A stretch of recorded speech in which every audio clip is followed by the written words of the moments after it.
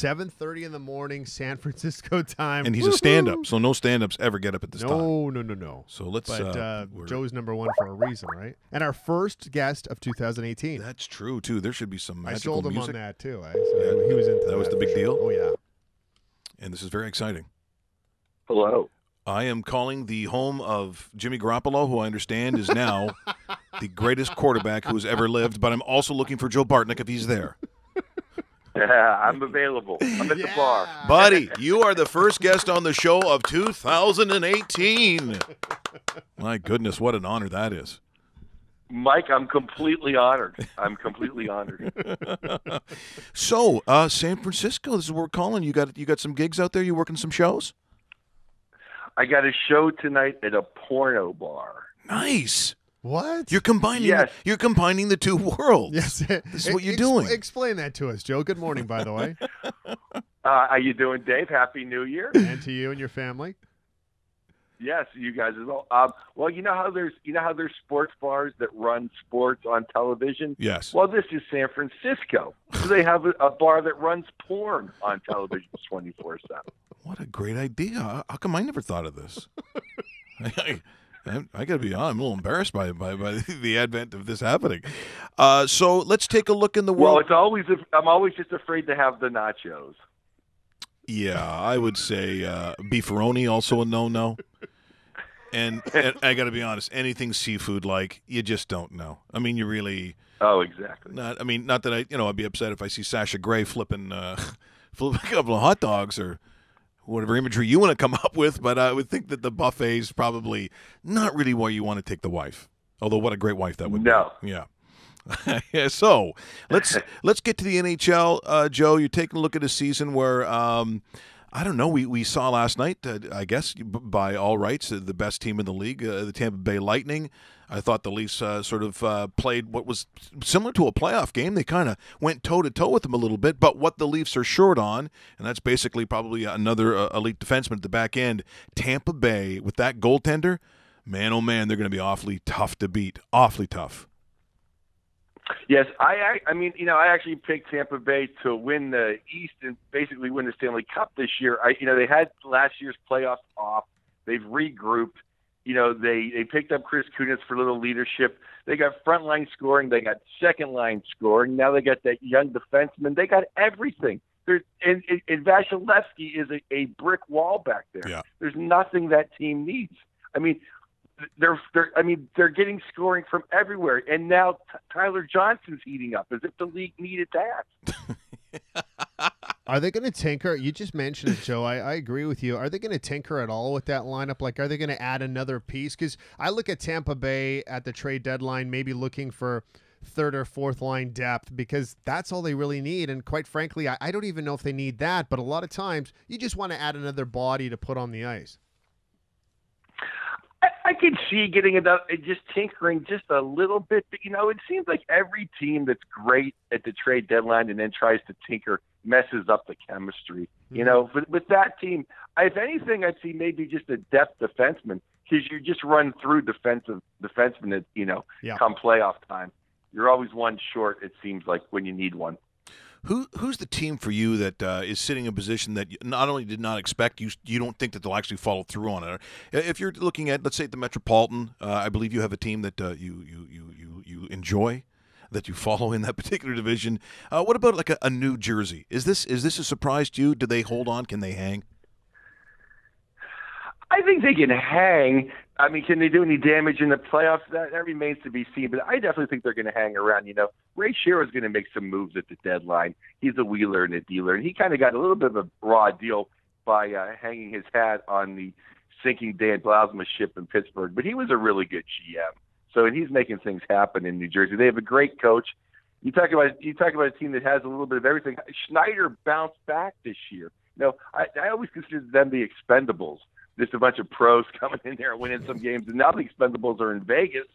And New Jersey just seems to be like a team with some good mojo, some good young juju, if you know what I mean. Just guys that are winners on that team. Hey, speaking of winners, last year's Stanley Cup, back-to-back Stanley Cup champions, they're sitting outside of a playoff spot. Joe, what are they going to do right now? Because there's got to be a little bit of panic settling in. We're at the midway point of the season.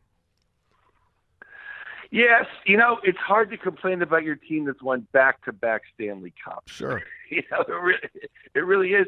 Right now, they're not getting second and third line scoring.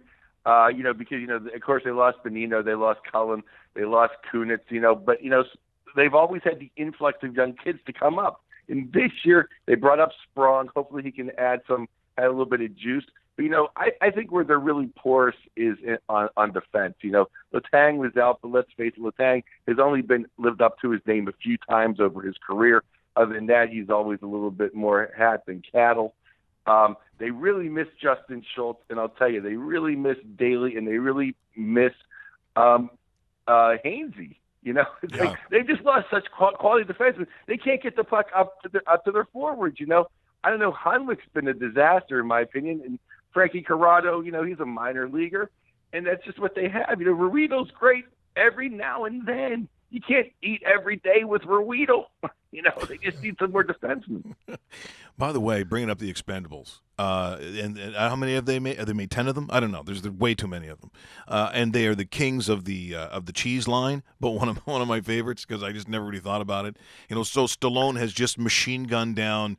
What are they, like 25 Eastern European guys or fake Russian people or whatever the bad guys are in those movies? And Stallone, after he guns them down, he goes, "Rest in pieces." I'm like, how?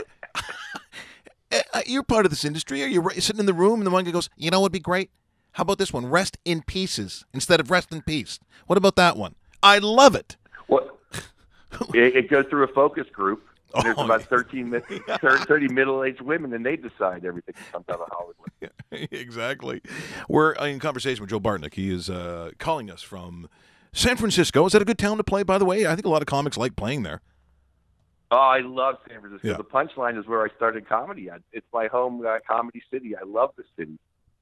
You just don't want to live in it because it's like it's so expensive. Like it's crazy if you got to live there though, man. It's just even the small apartment. It's just unbelievable.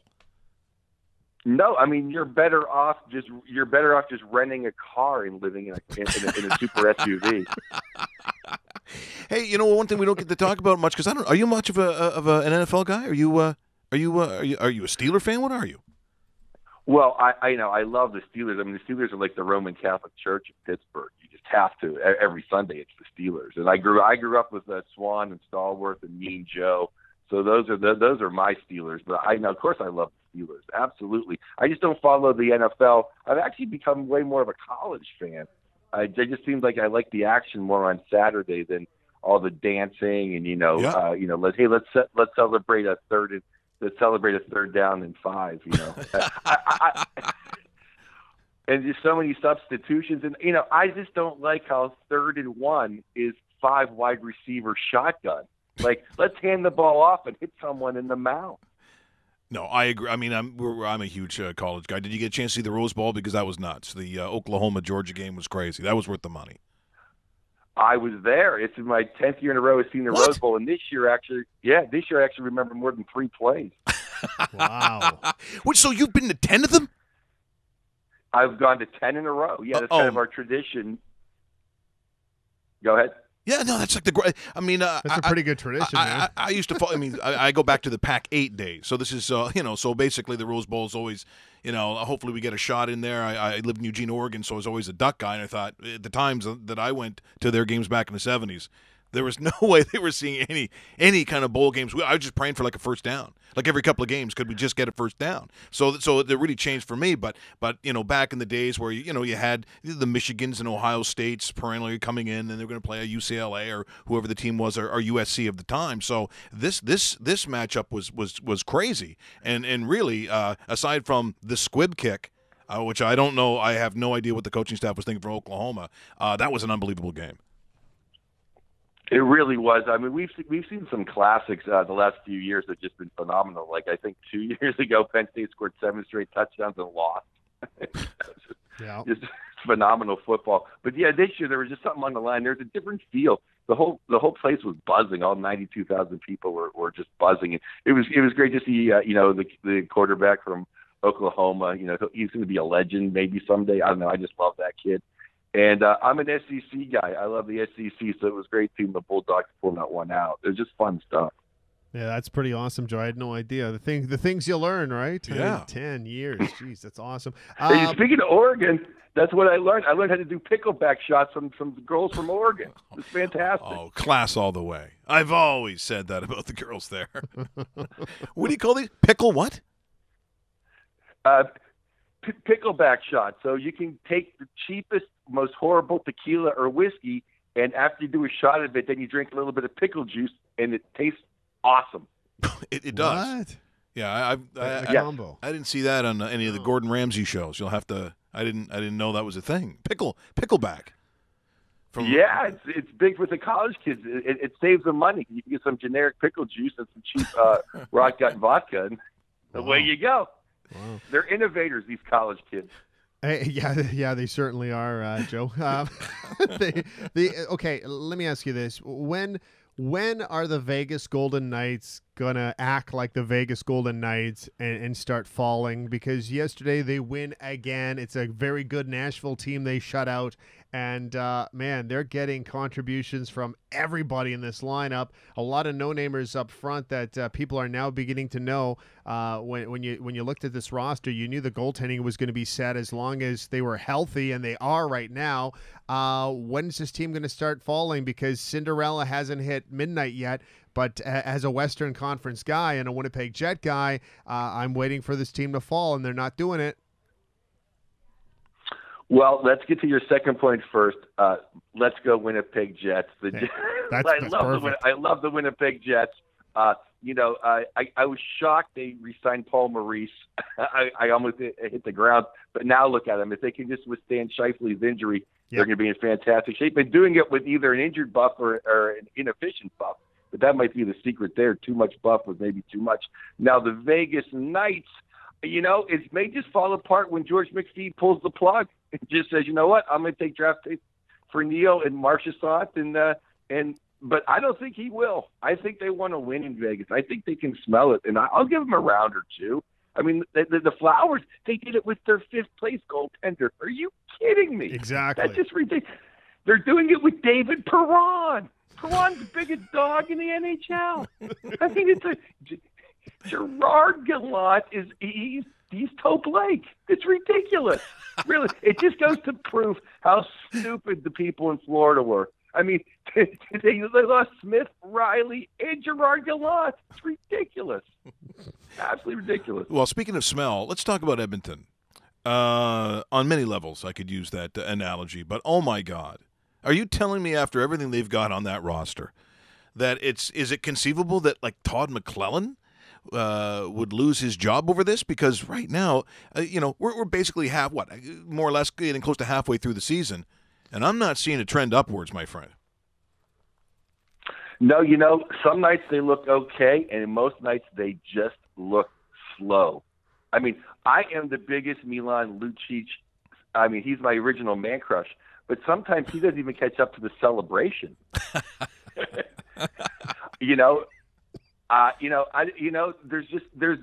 pieces missing on that team, and I can't figure out where they're at. I mean, obviously they could use like a speedy winger to play, but do you think that's Puljujärvi now? I guess they're missing defense, and I guess Talbot isn't making quite the same, the one or two saves that you need. It is mind-boggling, Mike. What do you say? I think a big mistake was just trying to just have one super line the whole time. You need to spread the wealth, and I think once they slipped Draisaitl, they started winning a little bit more. But then they slide back, and then some days they can't score. I have no answers, to be honest with you. But I think they should try a couple big trades, and probably McClellan is going to be gone because you have to change it up. Well, the one thing in keeping with the Pacific for a second, very often I'll take a look at what Chicago's going through and the Blackhawks after how great they were for that period of time, which to me almost equals dynasty when you can do what they did. But I understand when trying to repeat is almost impossible now with the schedule. What you have to go through to get that done, it's unbelievable when you win two. Los Angeles somehow. Who I put in that same category, that same era of going back and forth and going to Stanley Cup Finals and winning them. But there's Los Angeles last night who look good again. They're in second place in the Pacific. They are contenders. And I'm amazed that they still have that in them. Granted, the changes to go through in the last 4 and 5 years and how much hockey they've played. Well, they had last year off with no playoffs. And I'll tell you, just a couple, you talk about just a little tweak here and there. They brought this kid up, Iafallo. It looked amazing at camp. And all of a sudden, he's on the top line with Dusty Brown, who's had, the Ponce de Leon drinking the fountain. He looks better than he did 8 years ago.